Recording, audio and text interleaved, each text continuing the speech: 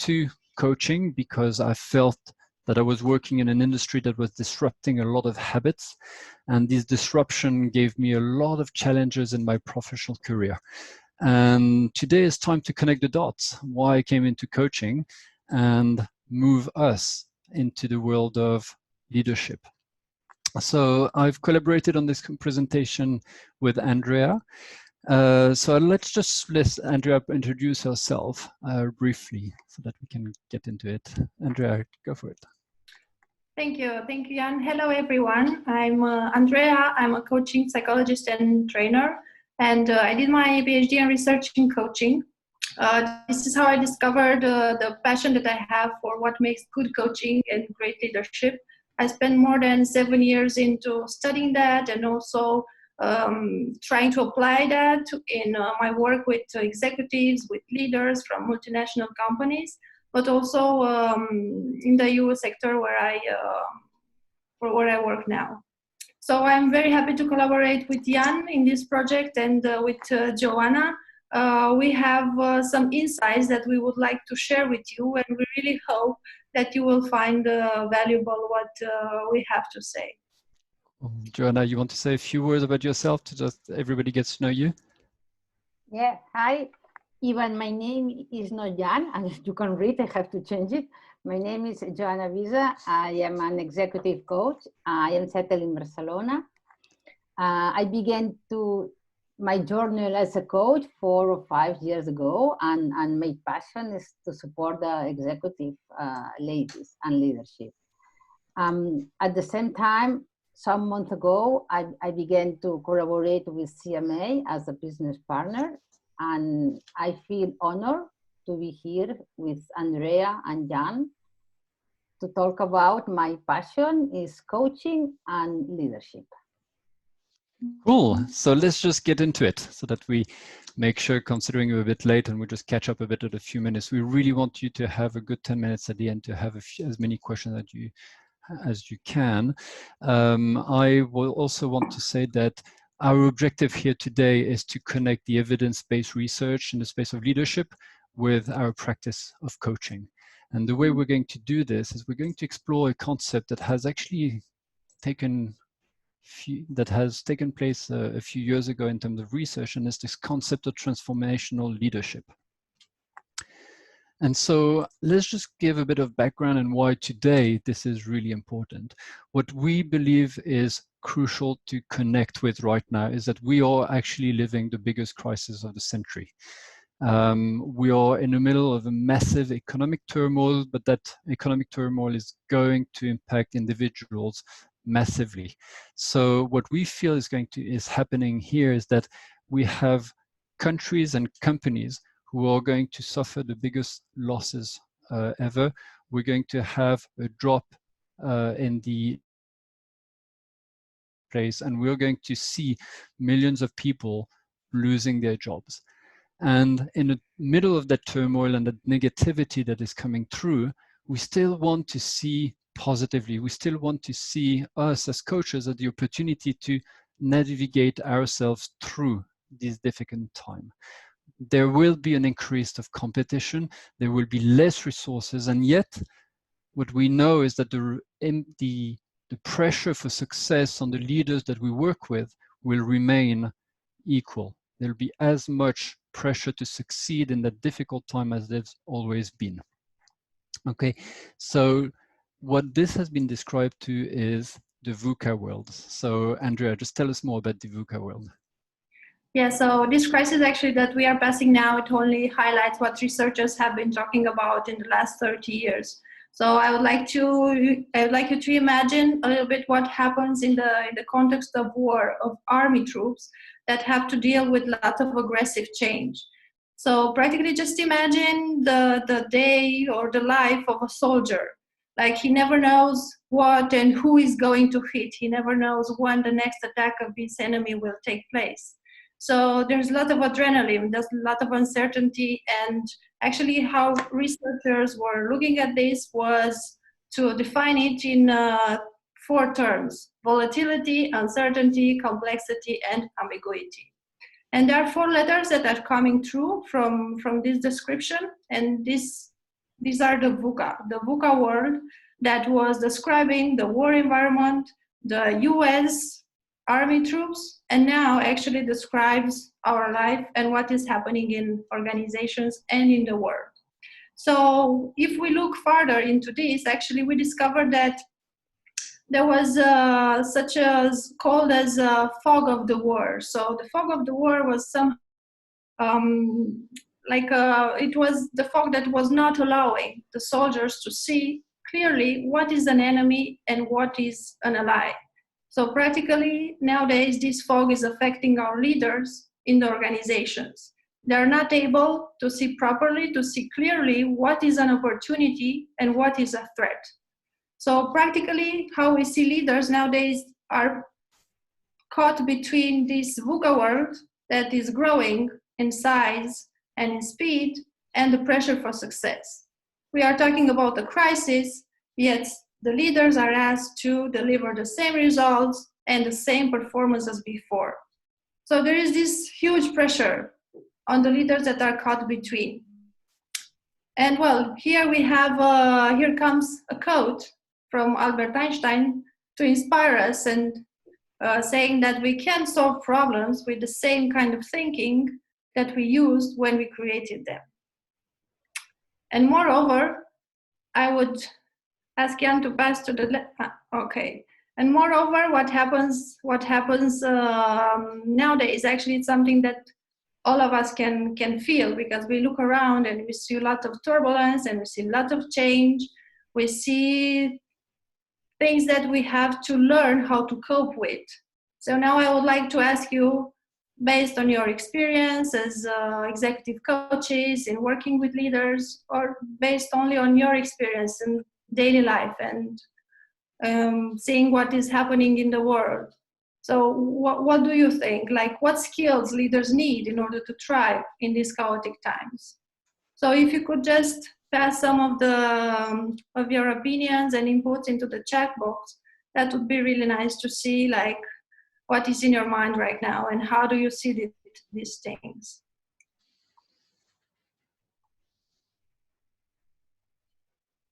Okay, we already have emotional intelligence. Oh, that's great. Resilience, adaptability, decision, transparency, focus, change management, okay. Resilience, again, collaboration, learning agility. Oh, these are great words and really go straight forward to what we need to see in our leaders today. Positive thinking, synthesis. Let's see also what other experts are thinking about this topic, because I see many of you have already pictured what leaders should be like and what kind of skills they should display. So let's see also, like, an opinion that comes from an expert that analyzes this context and this situation and can provide also an input for us today.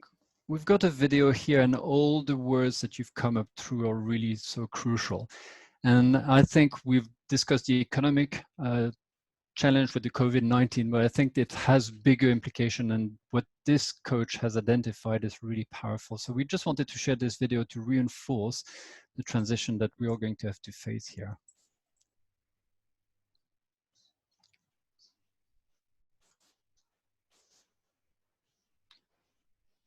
Sorry, I'm just going to have to share.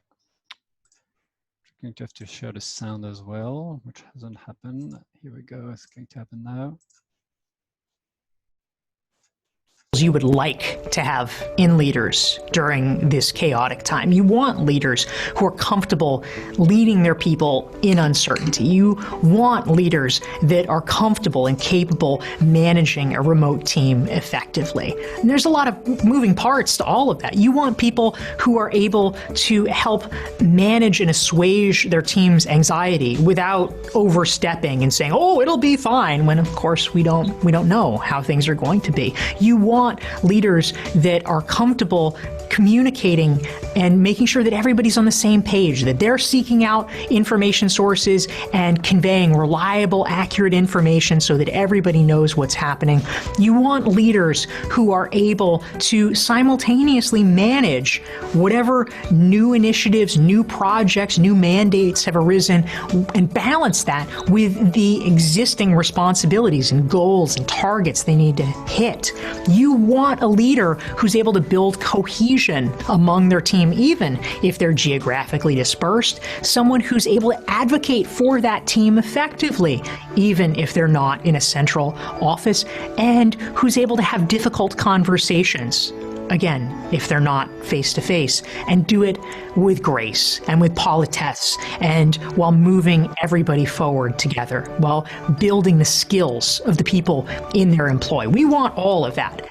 Now, most leaders, though, have not been trained in those things. These are emerging phenomena, right? It's not like we learned from our managers how to deal with virtual employees. Our people that we came up with, there weren't virtual employees. And so we are all figuring this out together, which is why it's so important for your leaders to really take some time, just a little bit of extra time, to get trained and to make sure that they have leveled up their skills in these important areas, because these are skills they're going to use the rest of their life, the rest of their career.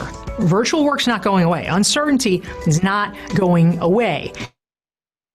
Really hone our abilities in that, to invest in the professional development of our people in these very targeted ways, makes the entire organization better and smarter and more effective.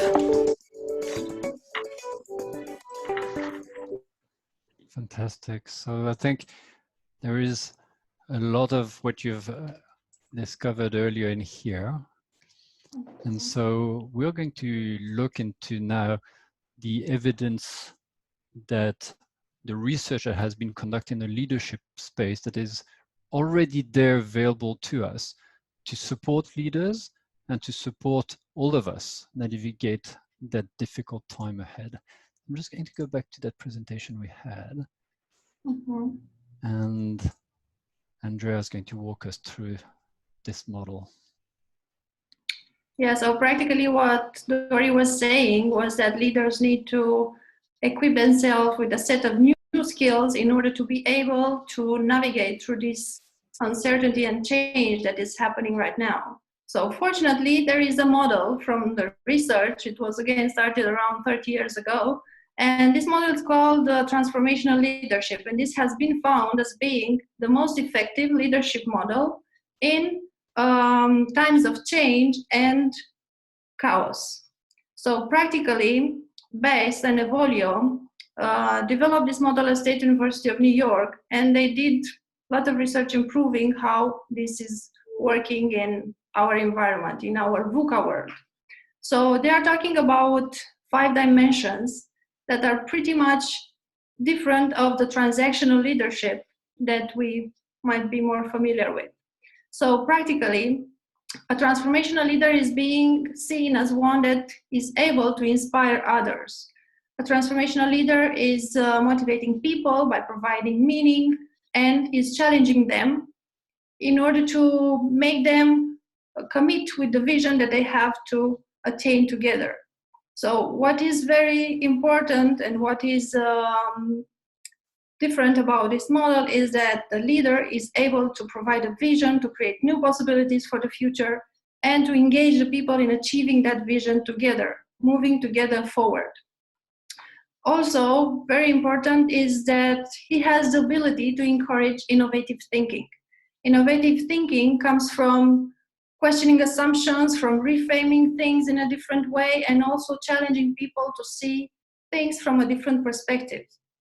He can build trust. He can build safe environments at the workplace. He has the ability to listen actively.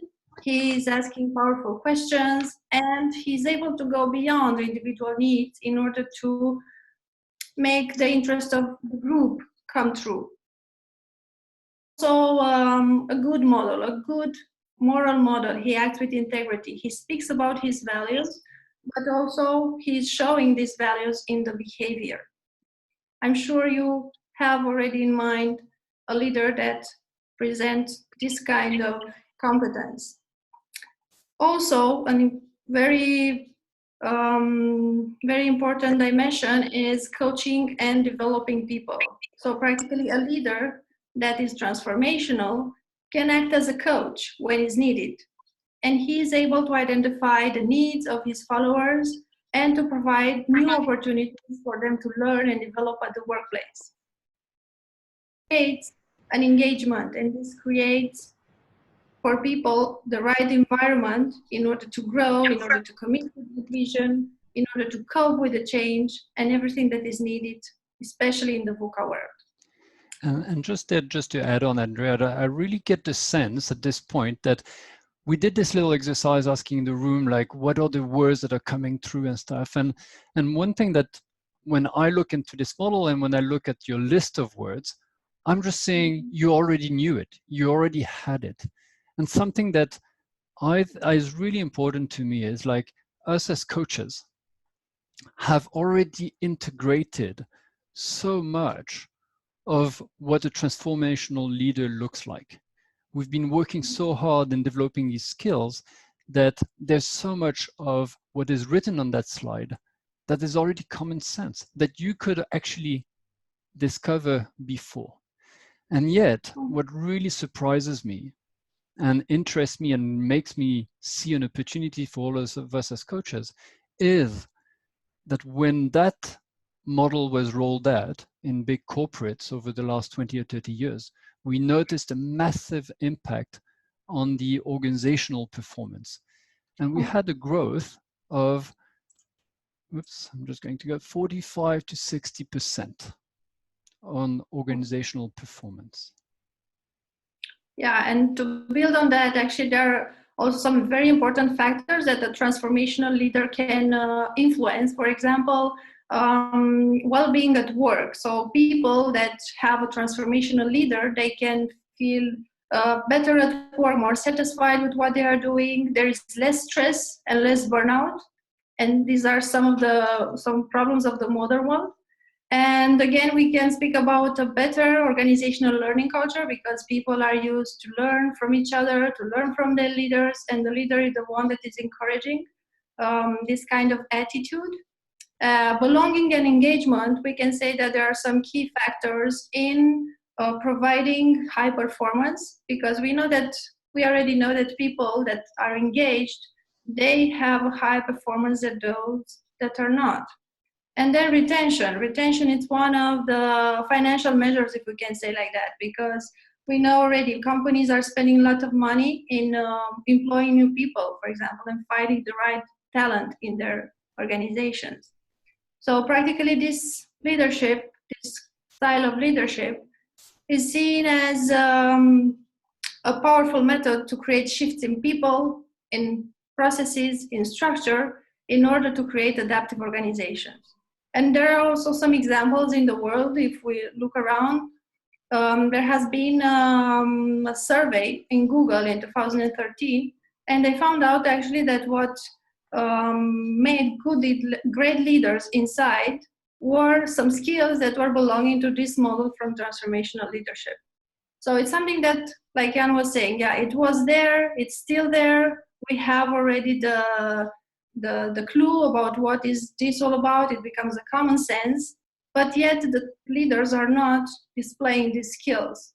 And another thing that is surprising is that training programs are not focused on transformational leadership. And we wonder why. So maybe there is an opportunity here for us and for others that want to help leaders develop. It definitely allows here an opportunity to pitch, to propose an evidence-based model that could be a great opportunity to start shifting a conversation. And one exercise that we wanted to do to reinforce our point here today is that we looked into the core competencies of the ICF, and we looked into mirroring the domains of that research on transformational leadership with ICF. And we're not saying here that leaders are only coaches.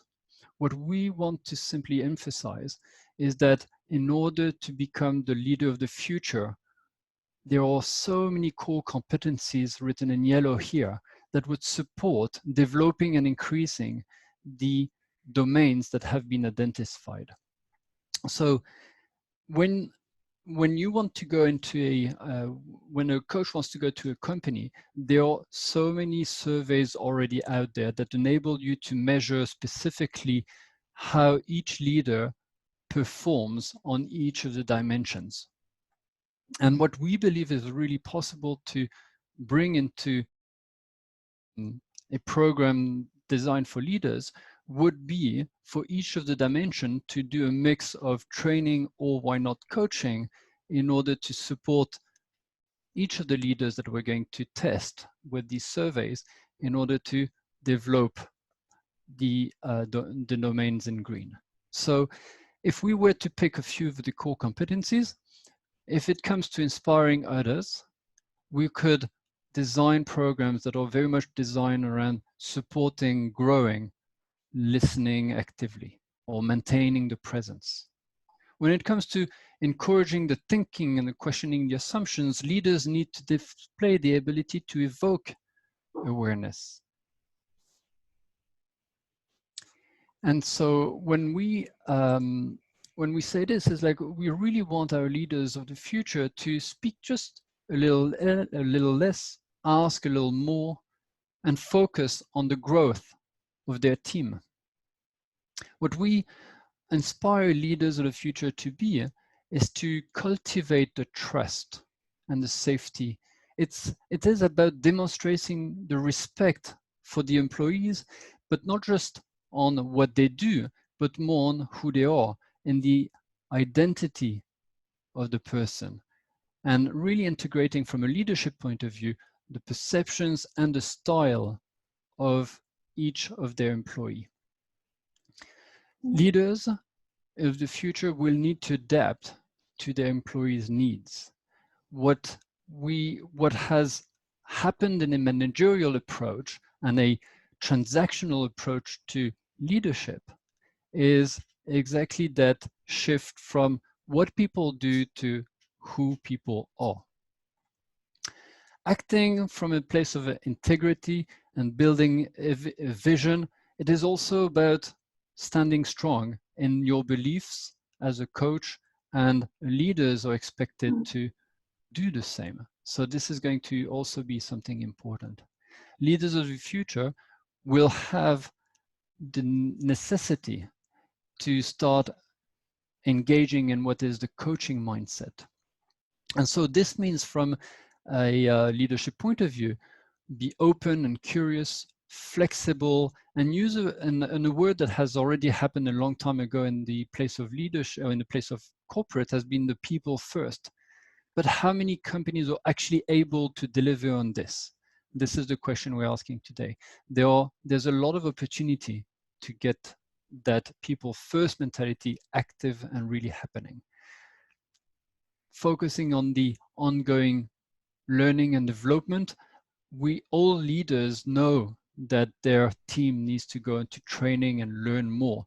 But we also know from research that the transfer of knowledge that happens in this training is way too low.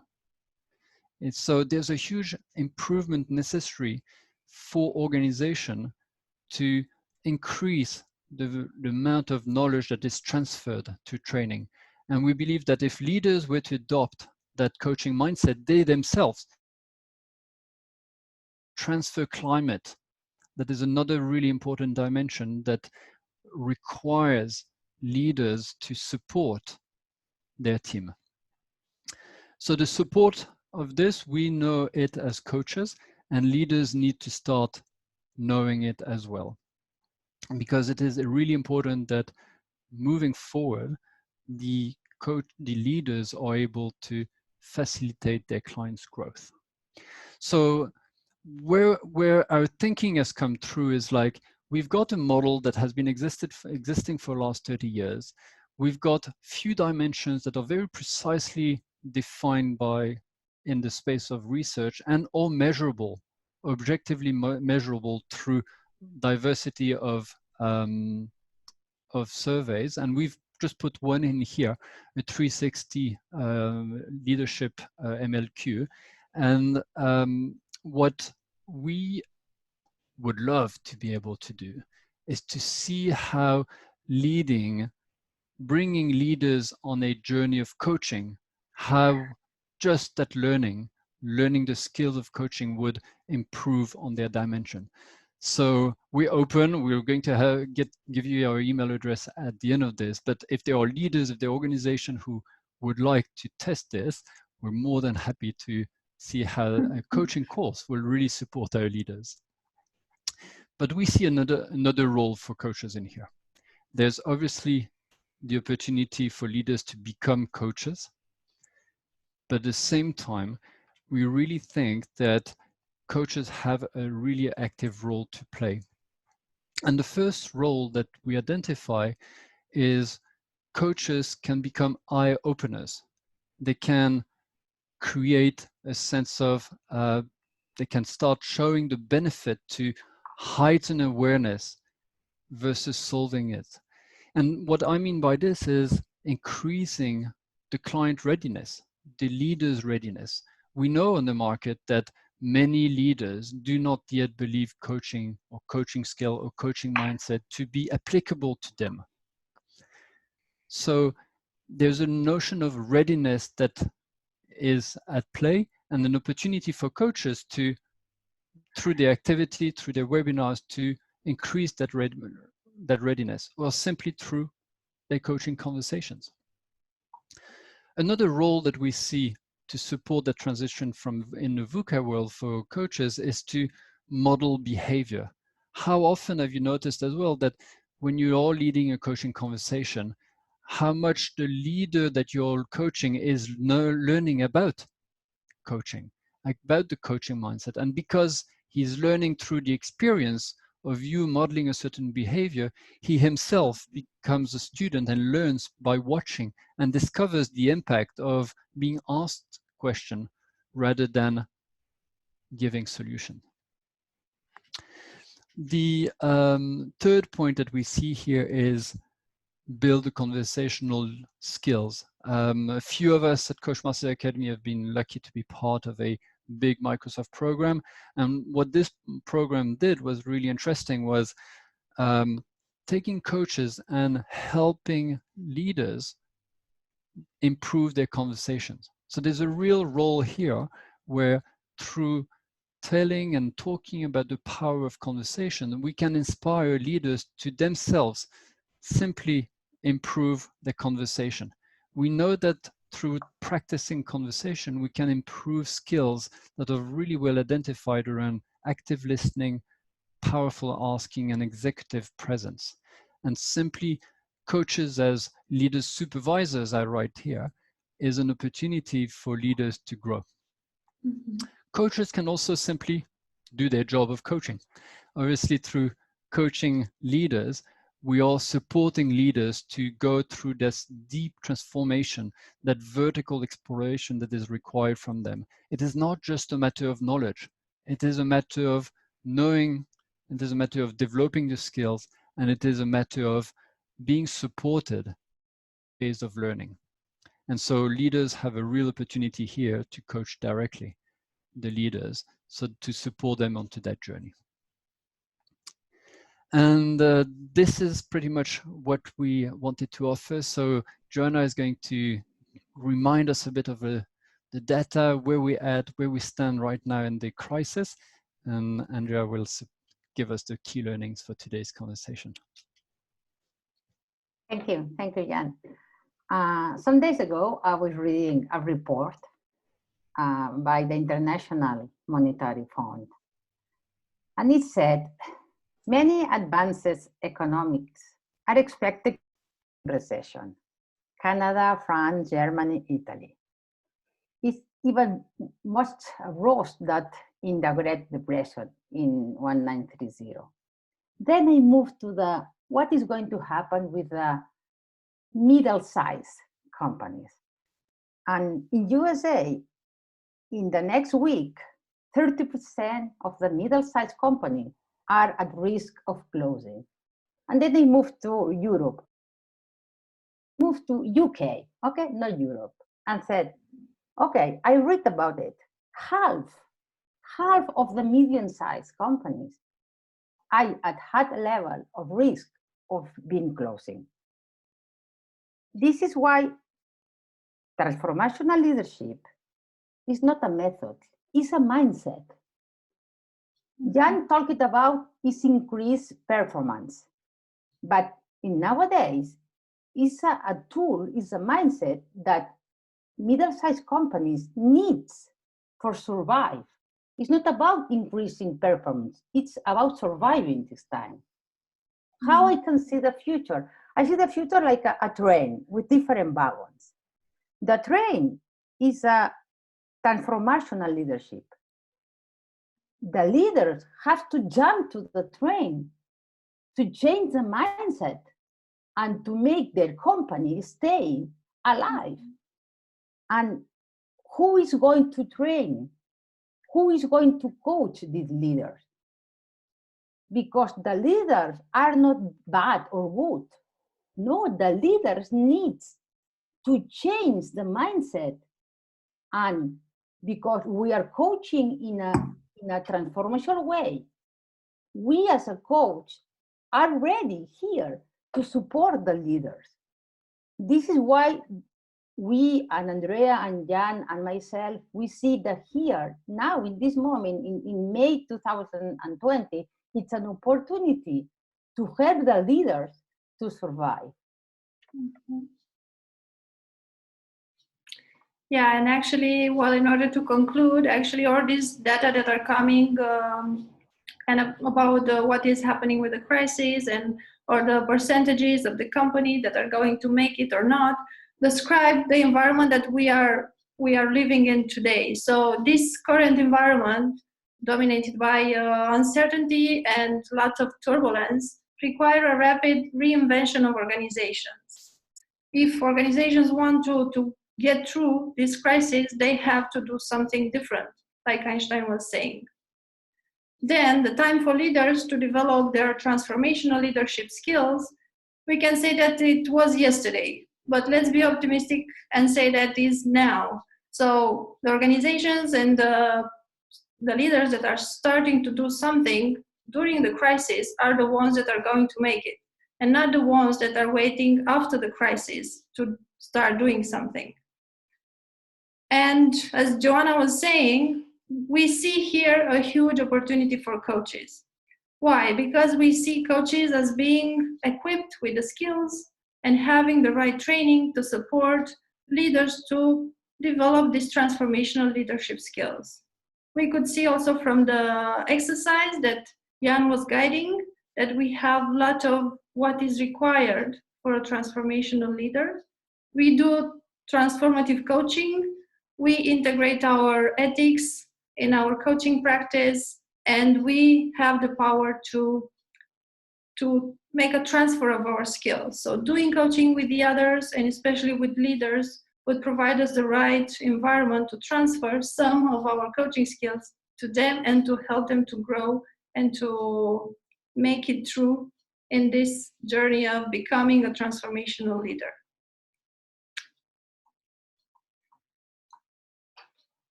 This is what we have, and I'd like to answer a bit of a question that was sent to us by Ramli.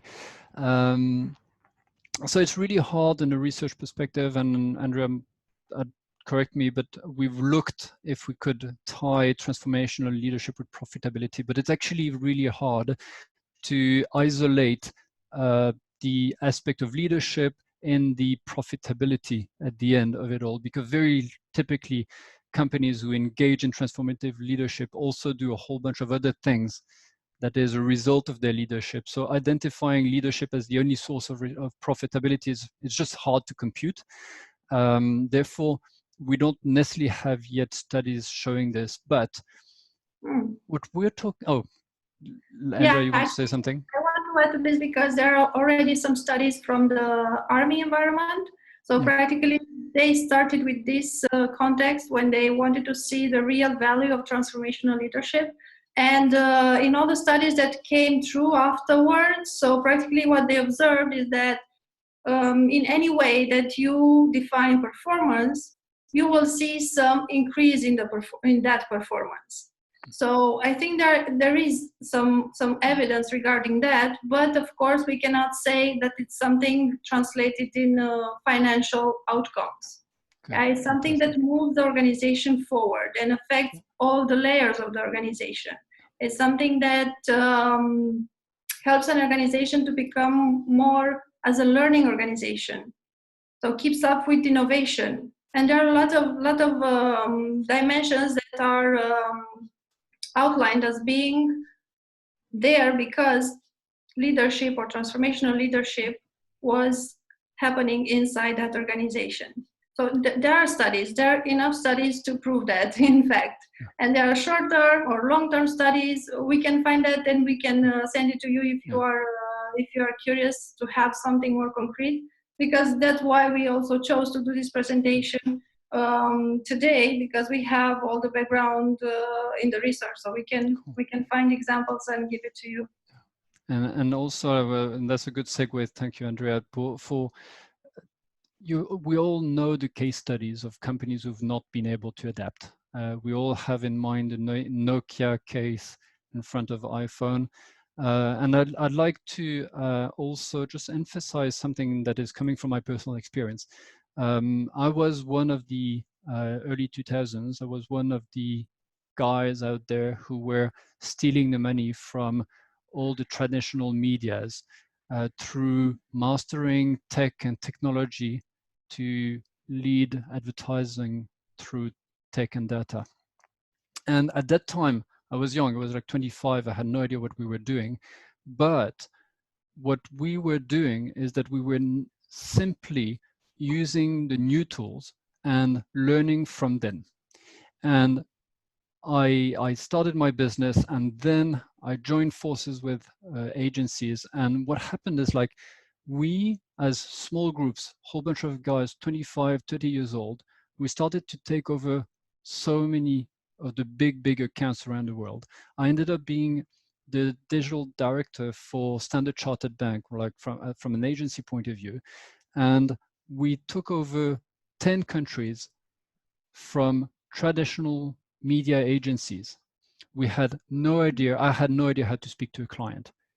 They had all that experience, and we kept stealing their budgets, and we kept improving the performance on everything that was coming through, simply because we were faster to learn, faster to engage with the new technology. And I see that this transition 10 years later was still not done. I was living in New Zealand and I was working for traditional media agencies. I had jumped ship, and the mentality in these companies was just not evolving. And what happened is that when digital agencies were making a killer of money and had huge margins, the traditional media agency were just seeing their profitability go down year on year on year. Okay, so slowly the two worlds have merged and the transition and transformation is happening, but there's huge evidence on the current state of leadership is not supporting learning, is not supporting growth, and that is because most of the leadership that is available is transactional, and we have here an opportunity to engage with this transformational leadership that will have as an ultimate outcome to create learning organization, adaptive organization. So that's what we had in mind. We finished on the dot at 45, and we wanted to give you this 10-minute space to engage with us and ask as many questions as possible. Yeah, either myself, Joanna, or Andrea will answer as the questions come through. Let's see, who has the first question? You can also jump in if you don't want to use the chat. Just let's see the first person who's got something to ask.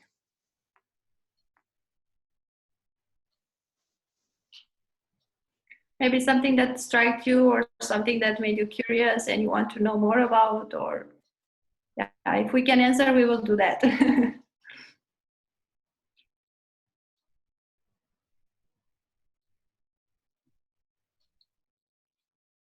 Can I jump in quickly? It's Rob from South Africa. How are you guys doing?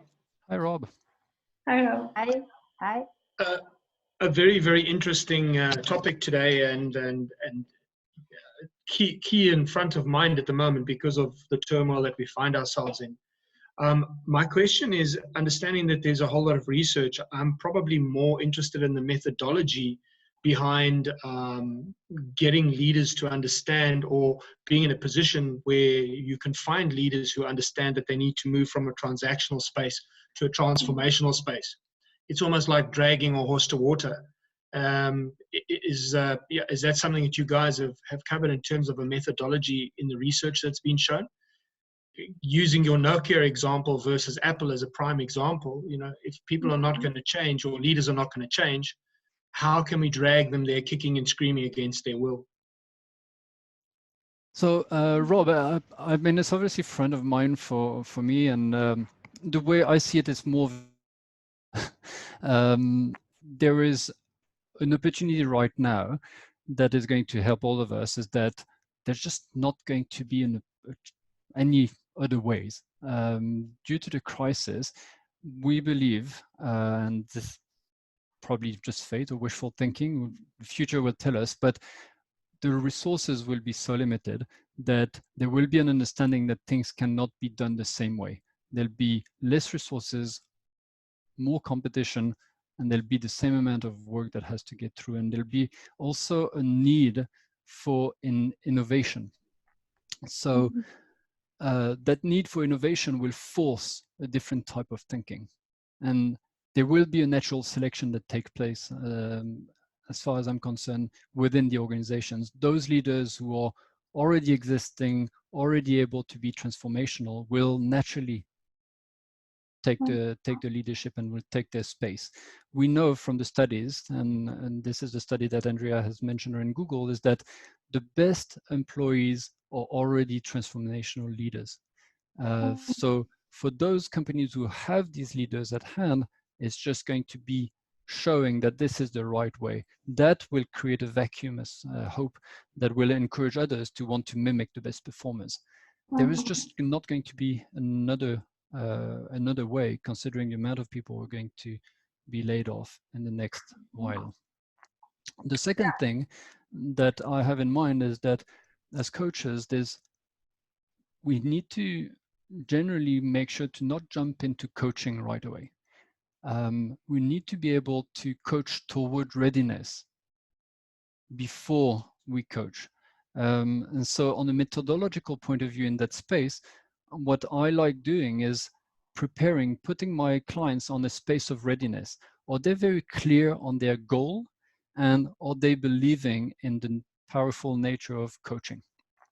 And that's what I do for my executive clients already.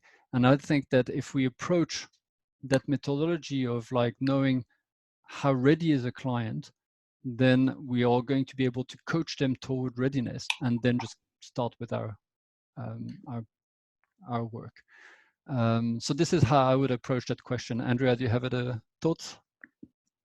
Yeah, well, actually, I'm glad that Rob asked this question, because we can talk about the transition from the transactional leadership style to the transformational. And usually this is how we conceptualize all this, because transformational leadership is not something that comes to say that, okay, you have to forget about any other kind of leadership, but it's something that comes to as an alternative to the transactional leadership style.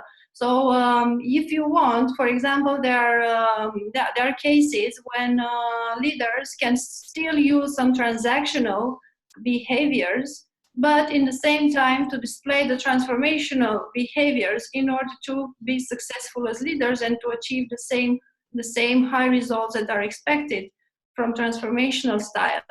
So I've seen that someone was asking about MLQ in the Q&A. So yeah, if you look at the MLQ, it's the multi-factor leadership questionnaire. So practically it's a 360 assessment of measuring the transformational leadership style. And inside here, you will find 3 styles of leadership. And one is transformational, the one is transactional, and the other one is laissez-faire. So practically, they are put, these 3 styles, they are put in comparison. And a leader has to pass the assessment to see what kind of style he has at the present moment. And then he can start from that point to see what he can develop in terms of transformational behaviors. So we can say that actually, okay, we have this instrument that can trigger the interest of the leaders, first of all, and this is something that can motivate them to make the transition to the transformational leader is much more effective, and he can motivate people better, he can achieve more results. And what is somehow striking is that he can motivate people in such a way that they will achieve more than expected. Something that sometimes happens in coaching. When we empower a client and when we work with someone with low confidence, let's say, and finally he manages to achieve more than he expected, right? So it's that kind of leader that inspires to do more, to act at their best self, and so on. So we have an instrument to motivate them, and we also have lots of evidence. And of course, yeah, I've seen your wish to receive more studies from us. That's not a problem. We can send. And yeah, we have all these studies showing how is this working in practice. And I'm saying this because I've been working with this model and this instrument of MLQ with leaders, and the impact is huge. Only the assessment that we do with the leaders is huge, because they can see how the others, how the followers, and how the supervisors, and how the peers are seeing them as leaders, and they receive a kind of assessment of their behaviors. So from that level, they see what they have to improve. They have a measure of where are they at that point in their life, let's say, in their leadership, and then where they have to go and where they can change in order to become transformational. So it's an option, of course, it's a choice, but what we see and what we feel is that the world of today makes this model be something necessary and something fundamental for achieving high performance. So Andrea, let's just play this game. We've got only like 3-4 minutes. I'm just going to ask you to answer in 2-3 words, half a sentence. We've been receiving a lot of countries, and if you have, you have. If you don't, you don't. Do we have examples of companies who would have been doing this in Africa? Well, for sure there are. I didn't prepare a list of examples from each country. I could have done that because, yeah, indeed there is a very international group here. But I'm sure there are. If we look, we find. Does the size of the company matters in your opinion? Medium size, big size? No, it doesn't make any difference. In the end, the processes are the same. So you have communication, you have coordination, you have delegation, and so on. So I think it's all about mindset, the same as what Joanna has said. We just shift the mindset, the same as us on our journey of coaching are going to have engaged in. Chloe is asking, is it just a buzzword? And Jan, I would like to answer a couple of questions that are in the same direction. Yeah, go for it. The question is about how we awake the leaders, how we engage the leaders. Usually the only way is to talk about money, to talk about profitability, to talk about if not, you're going to die. Then I am talking in an executive coach. Then you bring the attention of the leader and said, okay, if you are a for profit, you want to increase your profit, then this is what it is. And then to move to the sub-research. Some study that Andrea can share with us, some data, and then to move to the link transformational leadership and transformational coaching. But usually the best way to awake is to talking about cash. Mm-hmm. And there is one question is, what is the biggest risk if the leadership is not trained? If this leader is this company, this company is going to disappear in a couple of weeks. The big company can survive. Airbnb hired, I don't know, 25% of the people, and Airbnb is going to survive, or McDonald's, or Apple. But think about it, I can see a lot of people of different countries here. Think about it, middle-sized companies around you. This is what is very difficult, because this company, they don't have cash flow, and they cannot survive 3 months without selling anything. Mm-hmm. Yeah, so bottom line, whether you change, whether you're left behind. This is how I see the situation right now. And the other question, Jan, sorry, because you said something about the buzzword. Yeah, so is it a buzzword, or now Chloe's wondering is this is there a competition with what we're saying here with MBA, or can someone just? Well, yeah, actually, I would be happy to discover that this is a buzzword, because I don't really see so much transformational leadership out there, you know. So I don't see those leaders so much. I don't see the training programs that focus on this. There are some. We cannot say that there is zero activity in this field, but of course, it's not so spread as we would maybe think that it should be, because in this time especially we see transformational leadership as being something that can be very helpful for organizations to cope with the change and to make it through. So we wonder why is not there, why is not a buzzword, you know? It should be, but we do have to acknowledge that there's a lot of training happening, there's a lot of coaching taking place. I mean, there are platforms out there who have already been recruited to coach every single one of their staff, so of client staff. So there's definitely a move toward coaching, and I think the VUCA world here is just becoming really prominent. The models already exist. You can just tap into that research and use it. The conversation around MBA versus versus what we're talking about here is just horizontal learning.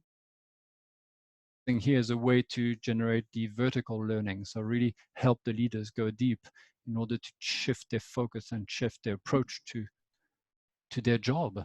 It is not about getting things done anymore.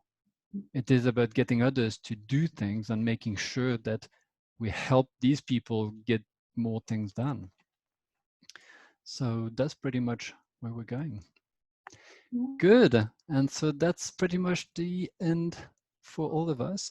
I have a coaching session that starts right now, so I'm just going to leave Andrea and Joanna lead the rest of that conversation. But thank you so much for being there today, and I hope this has been helpful. Goodbye, everybody. Bye, Jan, and thank you. Bye, Jan. Thank you. So let's see, should we take more questions, or we jump to another section?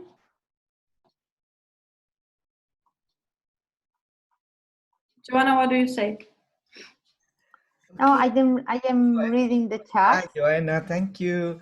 So now we're coming near to the end of our session. So let's just turn this into a dialogue session in which you can have your questions answered, and or having some of your, we have two ladies here who might be able to fill in some of the precious data for you. Okay, any questions in regards to coaching as a transformational leadership? So the focus is on the coaching aspect, and we do want to encourage, particularly for those people who are not coaches, but you want to adopt a coaching approach in your organization. And the good news that what we want to bring to you is that coaching itself is a leadership skills, a leadership competency.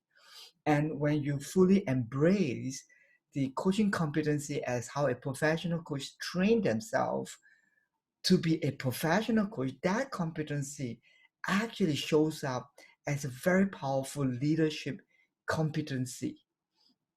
So the basel is not really on is it transactional or transformational.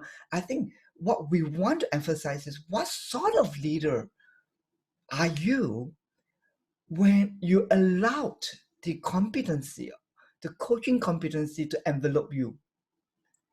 You know what I mean? Because at the bottom, leadership is a language. Leadership is an ability to connect.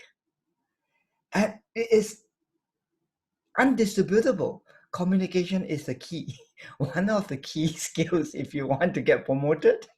Okay, you had to show up as, you know, with the ability to communicate to one-to-one, one-to-many.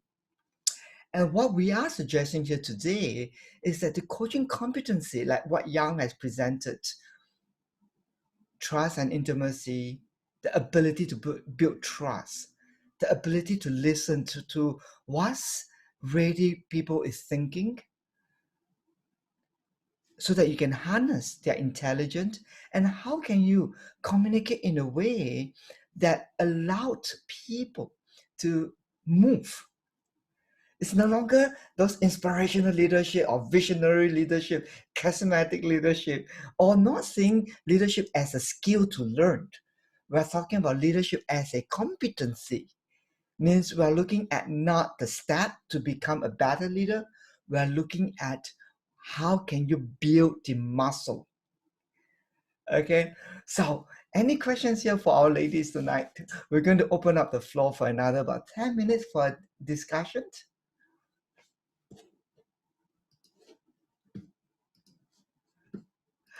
Awful silent. Doesn't mean it's time for us to put an end unless you guys can trigger a controversial issues to talk about, and then we can get everybody to contribute their ideas. Anyone? Great. So if not, I'm going to do my countdown. Okay, 5, 4, 3, 2. Hello, hello, hello, hello, hello. Can you hear me? Hi. Yes, we can hear you loud and clear. Okay, thank you. Thank you, everyone. Would you like to I was introduce just yourself first and where you're calling from? We would love to get to know you a little. yeah, sure, thank you. My name is Berenice, and I am calling you from Zurich, Switzerland.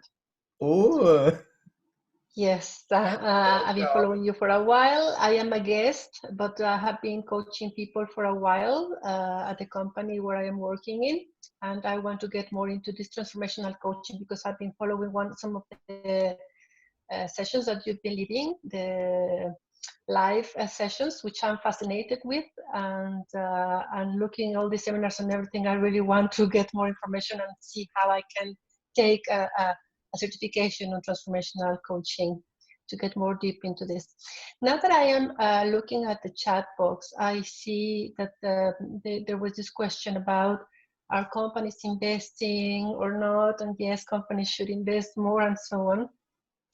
You know, I think personally, I think we are in a time where we should not rely and put all the responsibility on companies. I think that we should motivate and encourage people to take responsibility of their own future and make them aware that they cannot just rely on companies to do everything. Companies are going to struggle now in the oncoming months to survive. And if we expect companies to do everything, that's why at the end of the days, employees are being made redundant because they don't have the capabilities, they don't have the competences.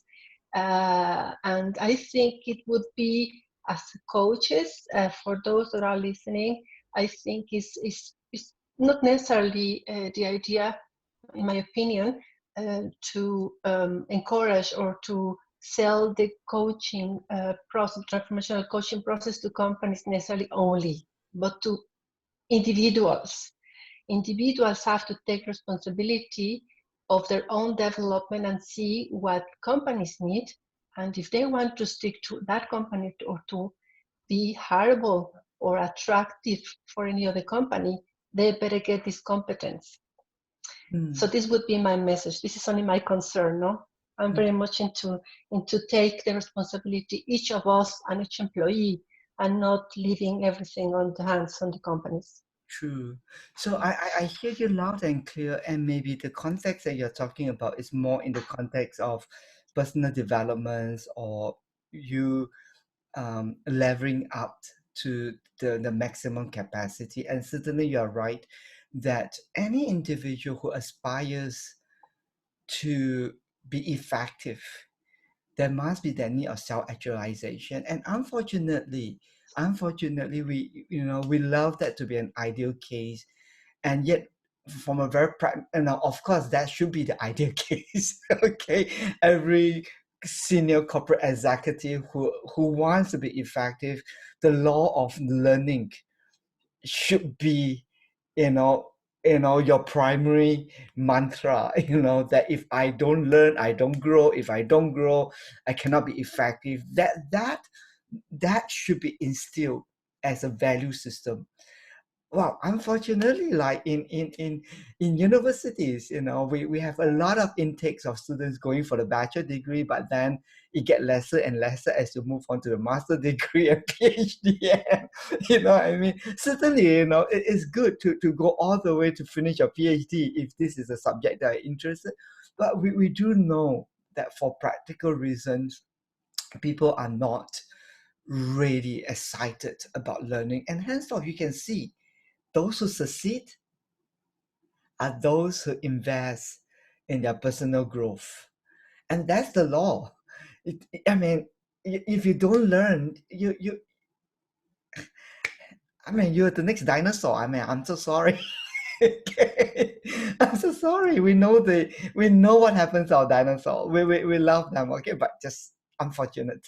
They just don't catch up with what's going on. So for our audience here today, I'm so thankful that you are here today, because there are a lot of platforms in which you can develop. One of the ways to develop is just simply by logging in to listen to thought leaders sharing about their perspective. And sometimes we don't have to get factual knowledge, but just by listening to the perspective. I love to listen to politician leaders talking about issues and how they see things. It's not about it's not about the issue that they're talking about. I love to hear how they see things, how they put things into perspective, and how they address the issue. Those are rich ground to learn leaderships real time, and you pay $0. Okay, so I agree with you. Senior leaders in organizations needs to put personal development as a growth, as an investment for you to move on. Thank you for saying that. Yeah. Good. Anyone else has any interesting dialogue? And there's some good chat resources that is available. Samuel make a recommendation on the Transformational Leadership Program, the Masters of Art in Organizational Leadership. There is a topic over there that talks about transformational leadership and transitional leadership. That's the one.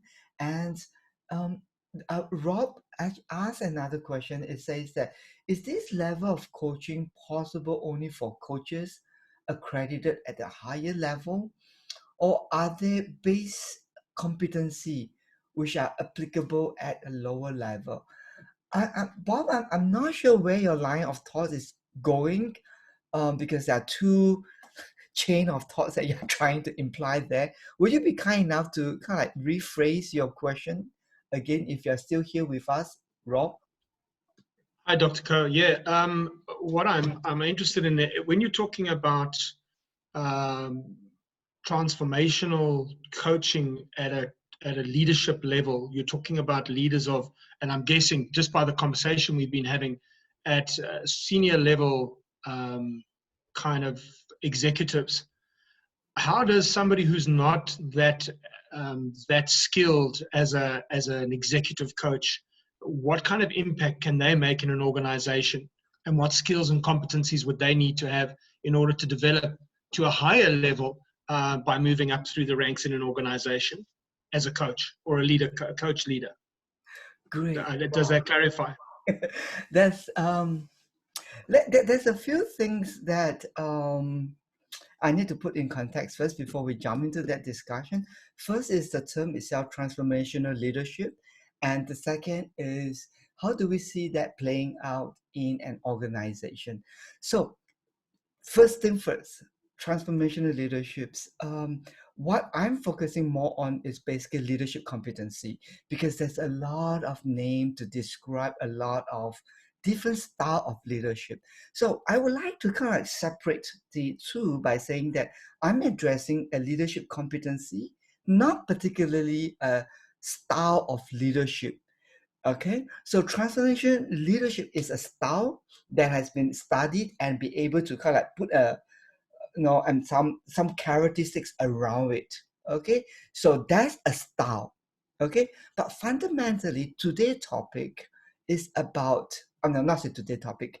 What I'm proposing here is looking at coaching as a leadership competency. The style could be situational leadership style, or transformational leadership style, transactional leadership style, charismatic leadership style, or collaborative leadership style. Whatever that is a style. Okay, so if we are talking about competency, then it applies to all levels, and as each levels at each different levels, the expectations of the leaders might varies. For example, if you are a middle management, there is a greater demand of you learning to work with a team. The responsibility of you getting results through a team is really on the middle management. Okay, so maybe at that level, your ability to collaborate and build trust is much more expected compared if you are right now a director of a company, which requires you to really figure out how do people see things, when how are perspectives coming together, and be able to ask powerful, thought-provoking questions so that you are able to harness intelligence from people on the ground. So the competency really varies based on the levels of responsibility and also based on the context. But the bottom line here is this thesis that coaching cannot be seen as a skill to learn or to be taught in organizations. If that is true, then we're just saying that this today is a tool that I'm going to use. Today I'm using iPhone. Tomorrow I'm going to use Samsung. The next time it comes, I don't know, maybe we don't need anything. So it's like a thing that will fade off eventually. So the point here in all the leadership literature that is arguing is that coaching is a leadership competency, is not a skill. And if that is just a skill, then we have mistaken it. We will just send managers to learn how to communicate effectively, how to ask more open-ended questions, but they miss the point because leadership is a personhood. It comes from the person itself. And henceforth, yes, there are skills that we can learn, but beyond learning a skills, we had to consider building competency. So that's where we want to advocate that the coaching competency that is used in professional coaching in terms of us learning to build coaching agreement, the fundamental skills is, are we on the same page? Are we seeing things eye to eye? That's the bottom line of coaching agreement. Trust and intimacy. Hey, am I empathetic? Am I emotionally attuned to you? Coaching presence, simple as that, self-awareness, ability to self-regulate my thought and see how am I thinking as someone is talking to me. So all this coaching competency that ICF has put in place, if I would throw away and don't use the word coaching competency, basically they are just good competency that Andrea has been trying desperately to say, look, these are those muscles that will help us to pull through the 21st century. Gone are the days where we need more skills, because back in those days when we are manager, the world is less complex. It's more operating systems. comply to system, comply to workflow, because during that time, internet is not that ready. Imagine those days when we go into the internet and we hear this sound.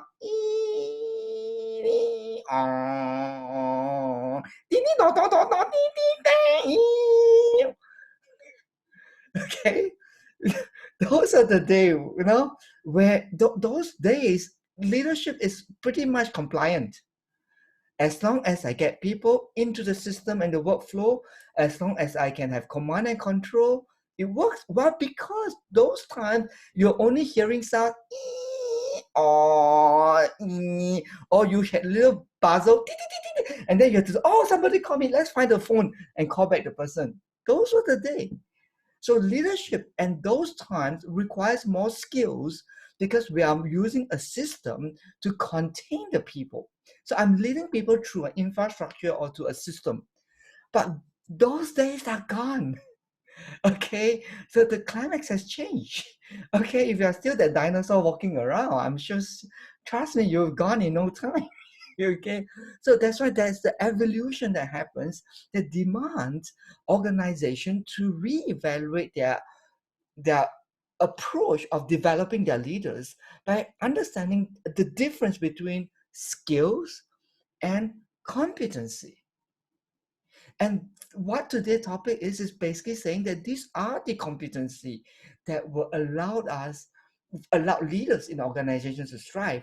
And what we're trying to say conveniently along right onto the wagon, if these are the competency, look, these are what coaches are trained in. Okay, so that's the message here today that we would like to share with all of you.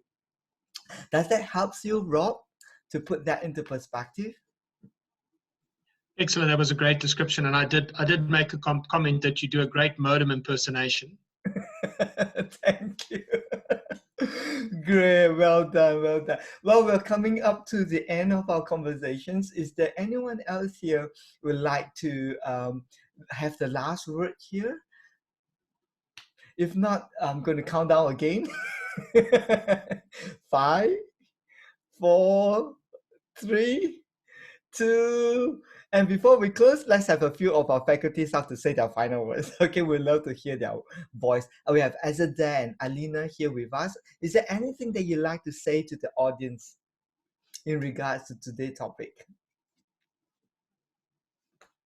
I'd just like to say, I think there wasn't a better time to bring this topic forth than now, the relevancy of it and the currency of it, and also highlighting that these competencies, or the way that we're talking about, is actually a new way of being of the leaders that we're looking for. Leaders that are able to step up and, hold the space for creating a whole new generation to come and be inventive, be creative, because things are not going to go the way they are anymore. Our younger generation is going to have to invent and reinvent continuously all the time. So we need to be holders of a creative space and a nurturing space for new ideas to emerge at all time. So thank you for this relevant topic. It was beautiful. Thank you. Thank you. Well said. Well said. Alina and Radu, is there anything that you'd like to say to our audience? If I may, I'll just make a short parallel between two things that are now current in my life. So I'm experiencing a very interesting transformation, because I'm seeing how education is moving to online. So look at this trigger, this pandemic thing that actually forced a lot of people to change immediately. In a few weeks, things changed. So although, and today we talked about transformational leadership, which is an idea 30 years old, still not happening. And I'm wondering how this pandemic will actually trigger a high speed of adoption, because it's clearly what is needed now.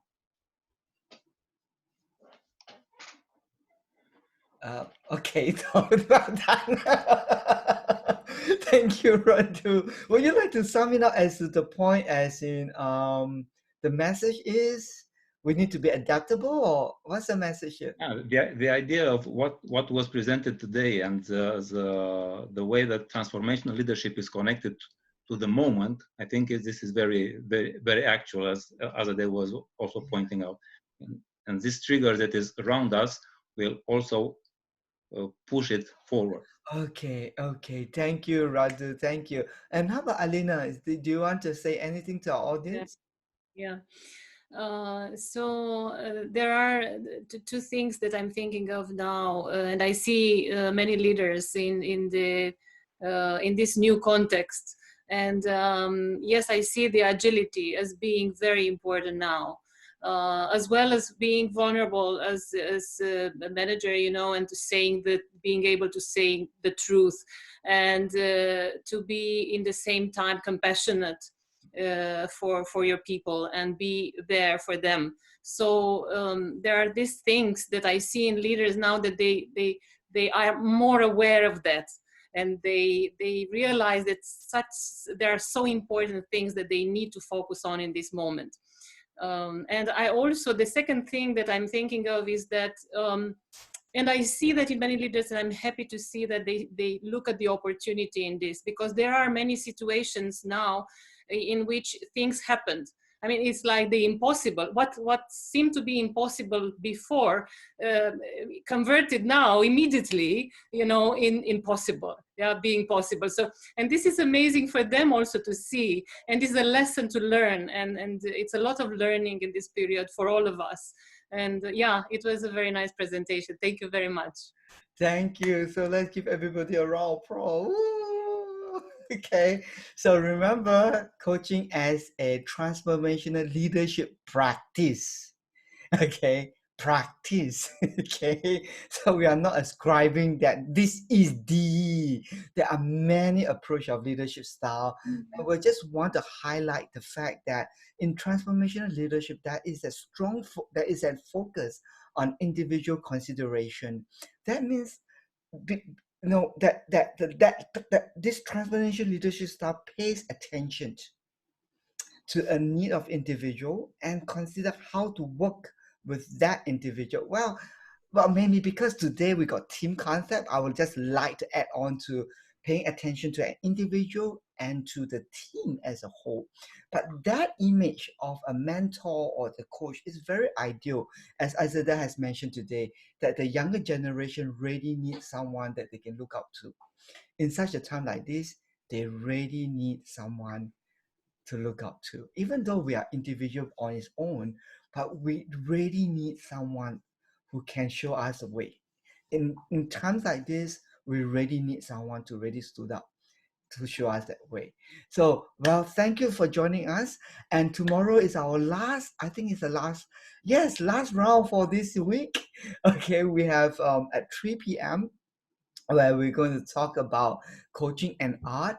And then at 9 p.m. Singapore time, we're going to talk about a leadership practice. And tomorrow at 9 p.m., we're going to talk about the application for sales. Okay. And then finally at 9 p.m. again at Dubai time, we're going to round that up with, are we going to do, today is Wednesday or Thursday? Today is Wednesday. No, it's Thursday today. Thursday. So I think we have another session, which is the, what do we have? I really lost track of that. Oh, I'm so sorry. 3 p.m. tonight, later at 9 p.m. Dubai time, not tomorrow. Today at 9 p.m. Dubai time, Asia will be 1 o'clock in the morning. We're going to have Afro coaching, as an internal journey. And that's where we want to give the space to talk about coaching, Okay, so thank you. Do join us and don't miss the last live coaching demonstration on Friday, 9 p.m. I'm sure you will not want to miss it because this is a real client from Europe, very high executive power. Okay, and she's agreed to come in as a client to talk about a workplace challenge. Okay, and of course you won't be reviewing the organization that she's in, but she is someone who is not a coach and has not attended any coach training. It was recommended by one of our graduates, so you certainly will not want to miss that, because it's very hard to get a client to to come to talk about workplace contact, because all this past the life coaching demonstration is about more personal related, like decision, clarity and emotions. Yeah, I mean, but this time round we it's rare to have someone who can work around workplace context, so don't miss it. I know for Singapore, Asia time zone is weird, it's 1 o'clock in the morning, but please support me. I'm also at 1 o'clock in the morning. So if I see a lot of people attended, well, maybe that boosts up my adrenaline to say yes, to be a little bit more alert. Okay. So anyway, that's going to be the last event for our International Coaching Week, and we are so delighted to have all of you here, be part of us, and to join us even after the end of this coaching conference. We do have our regular continual professional development 4 times in a month to continue to bring depth and sharing and dialogue around application or the practice of coaching. So with that, take care, everybody. Woo!